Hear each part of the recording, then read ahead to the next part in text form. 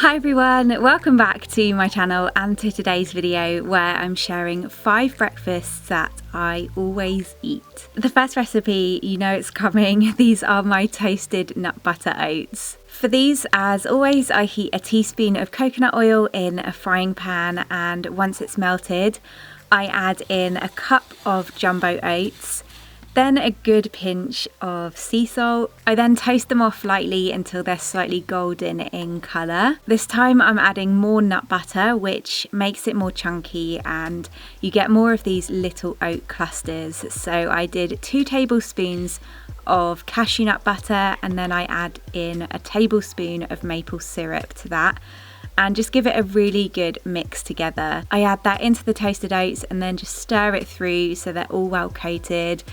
And I just keep the oats turning until they begin to cluster together and the nut butter becomes more dry and looks like this. Granted, they don't all cluster together. There's some smaller ones and a lot of them are loose oats. So I place those in the bottom of my bowl and then scatter the clusters on top. Here I added on some fresh berries and also some flaked almonds and some pumpkin seeds. The milk I've been loving recently is the Glebe Farm Barista milks. The almond one is like liquid marzipan in the best way possible.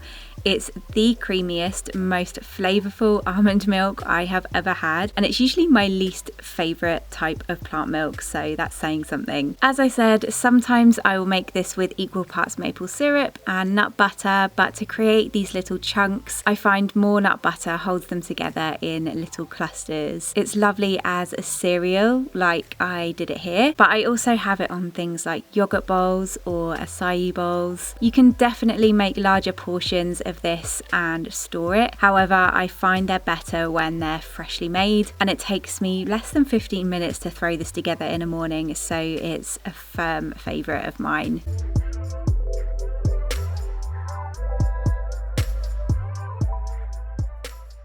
Of course, avocado toast is another, and this one's with a twist, and it's my eggy bread avocado toast. For the batter, I mixed together 2 tablespoons of chickpea flour with 1 tablespoon of nutritional yeast, then a teaspoon of onion granules, 1/4 teaspoon of namak, a pinch of cayenne pepper and some cracked black pepper. I then pour in 1/3 cup of Glebe Farms Barista oat milk and just whisk it all together using a fork until it's well combined. Sifting the chickpea flour first and using a whisk also helps to just prevent any lumps. I then slice up some bread. My husband now makes all of our bread at home.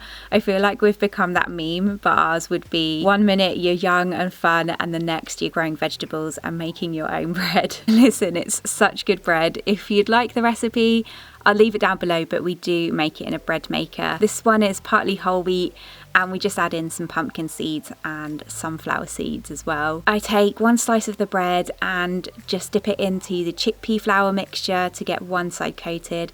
Then I flip it over and coat the other side. I then just heat up some oil in a frying pan and toast the bread for a couple of minutes on one side until it's nice, golden and slightly crispy. And then I flip it over onto the other side to do the same, and I just keep shuffling it so it doesn't stick. For this little creation, once I've removed the toast from the pan, I then add in some cherry tomatoes and cover them with a lid just to allow them to cook. And meanwhile, I spread some vegan cream cheese on top of the toast. I also slice up an avocado and just lay that on top. Once the tomatoes are done cooking, I then add those on as well. I shake on some chili flakes from a jar that they refused to come out of properly. I tore over some fresh basil leaves, and I had a green juice with this. This one was spinach, kale, celery, cucumber, ginger and lime. Here's the thing, believe it or not, I actually prefer a savoury breakfast most days.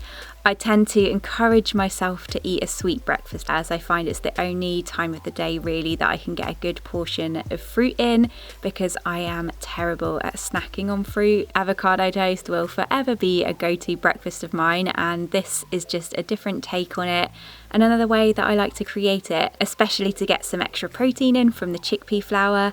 And this topping of the cream cheese, tomatoes, chili and basil together with the avocado is such a delicious combination.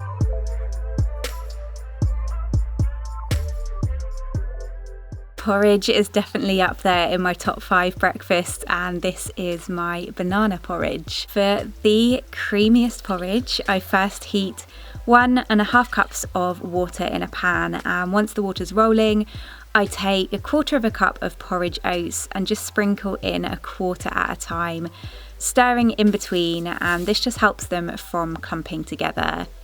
Once all of the oats are in, I then add in a pinch of sea salt and give it a final stir before then placing the lid on, and I leave that for 20 minutes to cook the oats on a medium heat. While the oats are cooking, I then add half a banana into my Milo blender along with a teaspoon of almond butter. This one was banoffee flavoured.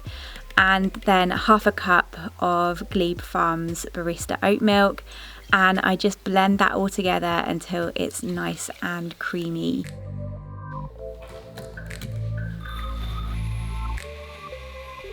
After 20 minutes, I remove the lid, give the oats another good stir. The water should have all evaporated at this point and the oats should be looking nice and creamy. I then pour in that banana milk mixture and give it all a good stir through until it's well mixed in, and then it's ready to go. Here I mix together a little more of that banoffee nut butter with equal parts maple syrup until creamy, and I drizzled that over the top. I also added on the other half of the banana. I had kept it in its skin to prevent it from browning, and I just sliced that up.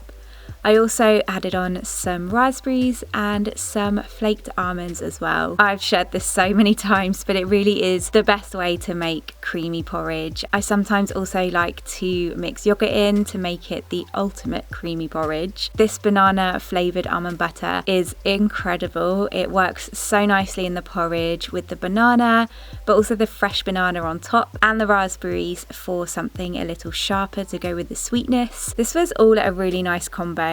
And although porridge is a breakfast I tend to eat more of in the winter, I occasionally have it other times of the year because it's great for slow release energy and it's so filling too.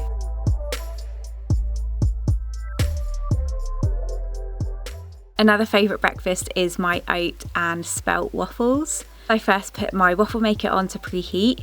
It takes around 5 minutes or so, and while that's warming up, I take 1/3 cup of oat milk in a small bowl, and to that I add in 2 tablespoons of lemon juice, and then I mix that together well and set it aside to form a vegan alternative for a buttermilk. I then take 1/3 cup of porridge oats, add those into a food processor and blend them up into a fine oat flour. I add those to a mixing bowl along with 1/3 cup of well sifted spelt flour, 1/2 teaspoon of baking powder, 1/4 teaspoon of baking soda and a good pinch of salt. And then I whisk it to combine. I next pour in the milk and the lemon juice mixture, then add in 2 tablespoons of maple syrup and a teaspoon of vanilla extract, and then whisk it all together again until it's as smooth as possible. My waffle maker is usually ready around this point, so I then pour the waffle mixture into the centre of the iron. I just pour it in gradually and let it settle itself, making sure to scrape all of the excess in the bowl out as well. And then I give it a good couple of minutes to cook with the lid open before then closing the lid down on it, and I just let that cook probably for around 5 to 8 minutes or until my waffle maker alerts me that it's ready. It's usually a lovely golden colour once it's done, and I will then have that with some vegan yogurt on top, some berries, and here I also did a scoop of some dark chocolate orange spread and a little bit more maple syrup. So we got this waffle maker last summer with the intention to kind of just use it at the weekends for our breakfasts and brunches, but now that I've got the hang of making them and my recipe down to a T, they're so quick and easy to make. It takes me around 15 minutes in total. It's a no mess waffle maker and there really is no mess to clean up after. These are crispy on the outside, they're fluffy in the middle, they're sweet with the maple syrup and the vanilla, and the slow release energy oats make them a healthier waffle and really filling. So I tend to make these a lot more regularly for breakfast now and not just at the weekends.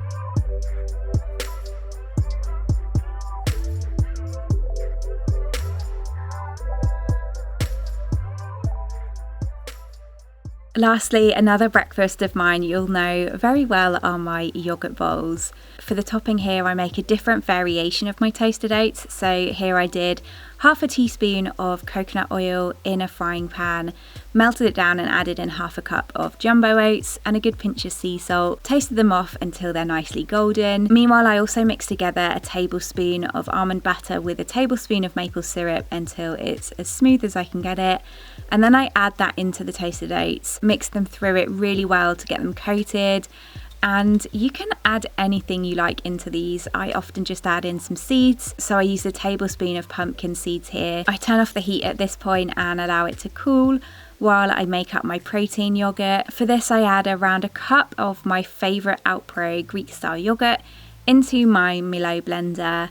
I then add in half a scoop of my vanilla protein powder and then pour in just a drizzle of oat milk to help it all blend up smoothly and easily. I then put the toasted oats in a bowl with the protein yogurt poured in on top, and I'll add whatever I'm feeling on top of this, but usually it's a little strawberry or raspberry jam and some berries. I tend to eat mostly berries when it comes to fruit with my breakfast. It's my favourite kind of fruit, but it's also a good low sugar fruit, and they just work so well with everything. As I said, this is a different variation of my toasted oats with the equal parts nut butter and maple syrup, so it's more like a looser granola.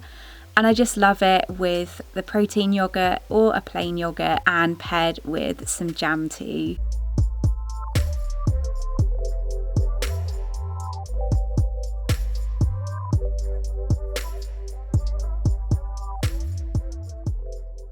Those are my top 5 breakfasts I always eat. As always, all of the recipes are in the description box below. Thank you so much for watching. I hope you enjoyed this video, and I will see you again soon in my next one. Bye!